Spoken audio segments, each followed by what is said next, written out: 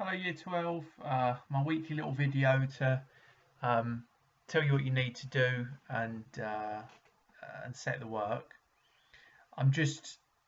What I set today, this is sort of for the whole week in one go because it's 2 lessons worth of stuff to do. So first thing you need to do is read pages 112 to 115 in the textbook and make notes. There's quite a lot of information on those pages, so it's about first off, it's about different forms of communication and when different ones are appropriate. So, for example, the advantages and disadvantages of using email as a form of communication, or letter and face-to-face meetings, and so on.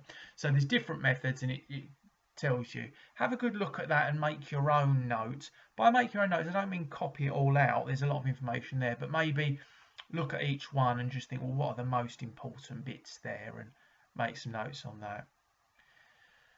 After that, it then moves on to talk about corporate image, and it describes sort of what that is and what might constitute a corporate image. This is something you might be aware of or conscious of without sort of realizing it. So a lot of companies, we talk about big companies now, and for this work you're going to do, we're thinking big sort of multinational companies. So companies that have got their own websites and things like that.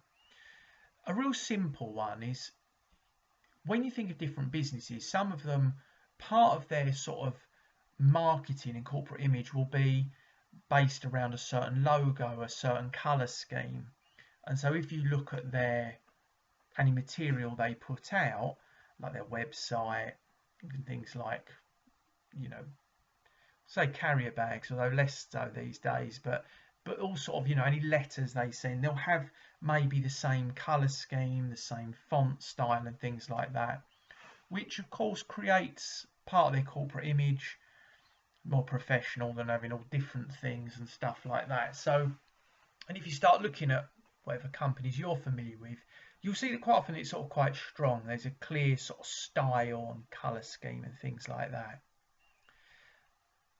Beyond that though, they might also create an image. So certainly if you look at websites and things, that some companies might want to, portray themselves as being quite upmarket. So, sort of not necessarily expensive in terms of all their products cost a lot of money, but as in, top of the range.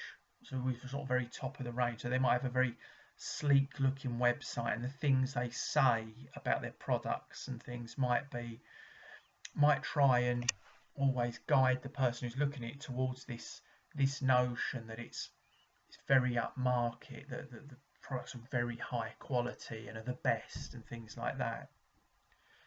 Other companies might have a sort of a different corporate profile. So some, in contrast to the one I just said, some might have the corporate profile that, look, we're very reasonable. So it doesn't mean all the stuff they're selling is a load of rubbish, but maybe that it's, we've still got good quality, but we're very reasonably priced. So everybody can enjoy these products, not just the lucky few who can afford them.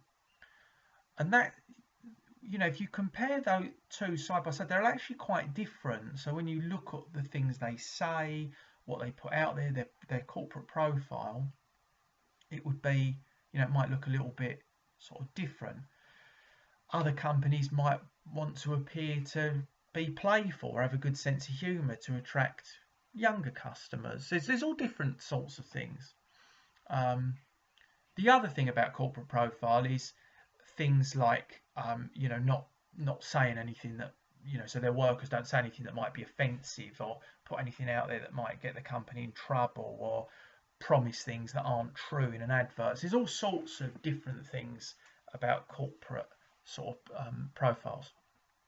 So what I'd like to do, read those pages already said, 112 to 115, and make notes on everything there.